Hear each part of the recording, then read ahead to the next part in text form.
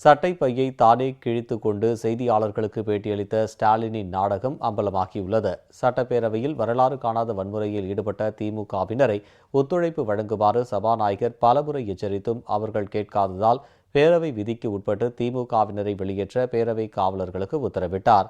சபாநாயகரின் உத்தரவுக்கிணங்க பேரவை காவலர்கள் திமுகவினரை வெளியேற்றினர். அப்போது ஸ்டாலின் உட்பட திமுக சட்டமன்ற உறுப்பினர்களுக்கு எவ்வித பாதிப்பும் ஏற்படாத வகையில் பேரவை காவலர்கள் அனைவரையும் பத்திரமாக வெளியேற்றினர். அப்போது ஸ்டாலின் உட்பட யாருக்கும் எவ்வித பாதிப்பும் ஏற்படவில்லை. ஸ்டாலினின் சட்டை பையும் கிழியவில்லை. இதை அனைத்து தொலைக்காட்சிகளிலும் தமிழக மக்கள் பார்த்து கொண்டுதான் இருந்தனர்.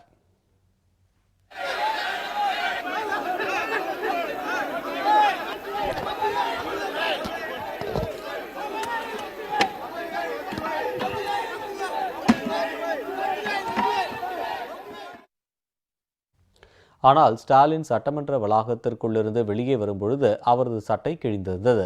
இடையில் நடந்த நாடகத்தை மக்கள்தான் தீர்மானிக்க வேண்டும்.